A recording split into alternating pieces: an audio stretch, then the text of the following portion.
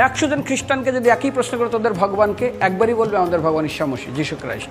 মুসলমানকে জিজ্ঞাসা করবে 3 থেকে 5 মানে মৃত্যুর আগে পর্যন্ত, যাকে এই তোদের ভগবানকে, একই উত্তর দেবে, ভাই আমাদের ভগবান হলো আল্লাহ। হিন্দুদেরকে যদি একই প্রশ্ন করা হয়, ভাই তোদের ভগবানকে, কনফিউজ। 100% হিন্দু 100% কনফিউজ, জানে না ভগবানকে। দ্বিতীয়ত, যদি তুই মুসলমানকে জিজ্ঞাসা হয় তোরা মসজিদে কেন যাচ্ছিস, ওদের শেখানো হয় মসজিদে যেতে হবে নামাজ আদায় করার জন্য। সপ্তাহে ওরা 100% একদিন মসজিদে যাবেই।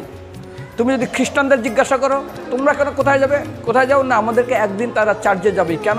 ঈশ্বরে প্রার্থনা করার জন্য, ওদের শেখানো হয় জন্মের থেকে, এটা সংস্কার।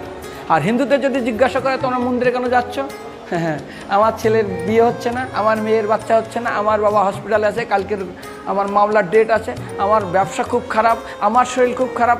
99.99 হিন্দু জানে না মন্দিরে কেন আসা উচিত, তাদের ভগবানকে।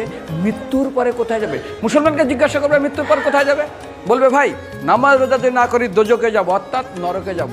যদি হিন্দুদেরকে জিজ্ঞাসা, ওদেরকে বলবে আর যদি করো নামাজ রোজা করি তাহলে বেহেশতে স্বর্গে যাব। যদি খ্রিস্টানদেরকে জিজ্ঞাসা করো, এই তোমরা যদি আমরা ঈশ্বর আরাধনা করি হেল অর্থাৎ নরকে যাব।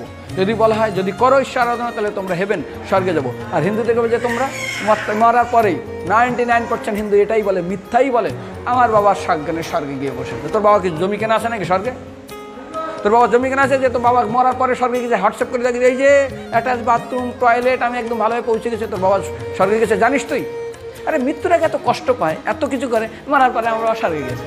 আরে যখন পুলিশে কোনো কয়েদি কোনো অপরাধীকে ধরে 2-4টা ডান্ডা মারে, তারপর থানায় গিয়ে আরও ট্রিটমেন্ট করে, তারপরে কোর্টে বিচারে, তারপর জেল কাটে, মৃত্যুর আগে এত কষ্ট করে আমরা মারা যায়, মারা পরে আমার বাবা স্বর্গে গিয়ে বসে আছে, ওর বাবার জন্য জমি কেনা আছে না, এরকম বলা যাবে না। এই জন্য আমাদের শাস্ত্র বলে পরলোকগত, স্বর্গীয় বলে না।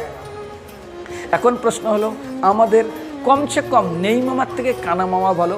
অন্য দিনে ওয়ার্কিং ডে থাকে, তারা সময় পায় না, সেই জন্য বিশেষ করে যেদিন তারা সময় পায় কিছুটা তো কৃতজ্ঞতা জানানো উচিত ভগবানকে।